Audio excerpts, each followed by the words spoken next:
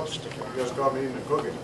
That's right. My hand in the cookie jar. Good to see you. Good to see you. How are you guys? This year's fun. And everybody's got stick time, so you'll Okay. have to. Let's fire away. Could you spell out under what circumstances would you authorize military action, and how do Pakistan and Iran, as they currently stand, fit that time? Well, I don't want to engage in hypotheticals about when I would engage in military action. My job as Commander-in-Chief would be to protect the American people. And if military action is required to keep the American people safe, then that is one of a number of tools in the President's toolbox to make sure that our national interests and our security is met.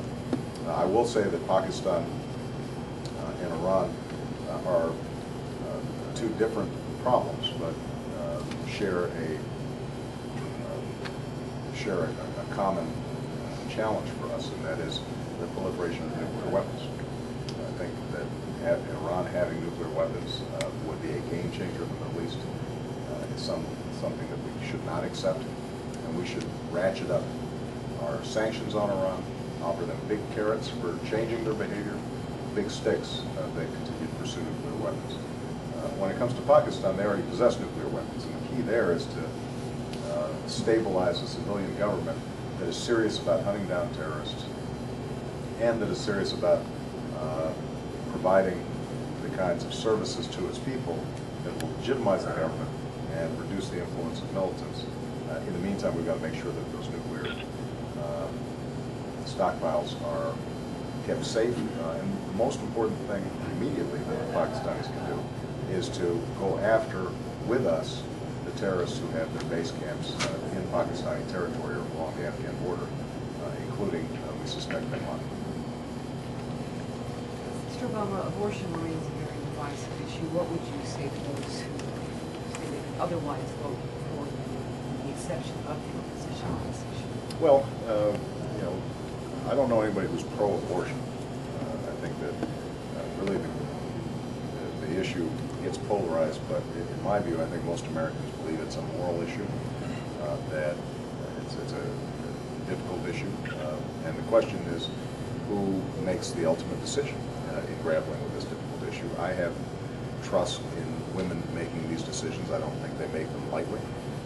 They do so in consultation with their doctor, their families, and in many cases their pastors or religious counselors. And I think that for us to work as hard as we can to reduce the number of unwanted pregnancies that can often lead to abortion through a whole range of approaches, including abstinence, as well as education. I think those strategies have to be implemented. And in the meantime, I'm a strong supporter of Roe versus Wade. Senator Obama, when we spoke earlier this year, on the forefront of many voters' minds was the Iraq War. That was a hot topic. It seems to be the trend seems to be changing a little bit. Right. What do you think Americans will be most concerned about when November rolls around, and what do you think is going to help you win this election? Well, I don't think there's any doubt that the economy is going to be driving this election. People are still deeply concerned about Iraq. They want to get our troops home. There's a connection between Iraq and our economy. As long as we're spending $10 to $12 billion in Iraq, that's money that's not spent here in the United States. Nevertheless, I think that people are very anxious about their economic futures, and rightfully so. Nobody's been fighting for them in Washington. You've got special interest legislation that has given huge advantages to the wealthiest Americans as well as corporations, while ordinary Americans are not getting tax relief. You've got the absence of an energy policy. Basically, our energy policy has been written by the oil and gas companies. On things like financial oversight, we've been asleep at the switch, and as a consequence, it's contributed to the crisis we have in housing right now. So people want, I think, a positive, proactive strategy that is going to solve our energy problems, that is going to get serious about health care reform, that is going to stabilize the housing market and create jobs all across America. And that's what I think my proposal for green energy jobs and rebuilding America is all about: creating jobs, opportunity, putting us on a better track. Senator, I've got to be the one to ask the vice presidential question.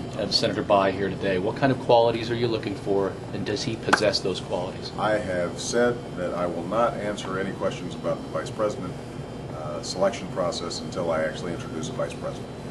So I'm not going to make any comments on that. I can say that Evan Bayh is a valued colleague and a good friend, and I think can be critical in helping us win here in Indiana by appearances like this today. You can see how popular he is. And I'm excited about the fact that Indiana is in play. My general criteria for a vice president is somebody with integrity, somebody who can serve as president, somebody who has an independent streak in him and is willing to tell me where I'm wrong, somebody who shares a common vision of fighting for middle class and working Americans at a time when they're feeling a lot of pressure and stress, and getting some of these structural problems like energy solved for the next generation. That's the kind of person I'm looking for, and we've got terrific candidates out there, but next time you hear me talk about it, it's going to be introducing my vice presidential nominee. Thank you, sir. All good? We have Do one more. you have one? Dustin. Or do you have one? Dustin. A lot of people in line this morning work in the RV industry. This Right. is the RV capital of the world. Absolutely, right. And over the last few months, there have been literally thousands of layoffs in this community. A lot of people in line today wanted to know, you talked about retooling the automotive industry in Detroit. Where does the RV industry fit into this plan, and how do we fix that? I think the RV industry should be a part of that plan. Americans love the open road, and the RV, I think, represents for a lot of Americans freedom. It's their best option for vacations, for retirement. Obviously, higher gas prices put pressure on that industry, and for us to figure out how we can make RVs that are also more fuel efficient than they are right now, I think should be a priority, and we should be engaging the RV manufacturers in figuring out how can we take steps to make sure that that industry is strong for the future. All right? Thank you. Thank you, Senator. We're going to have you guys hold your 2 minutes. Thanks, guys.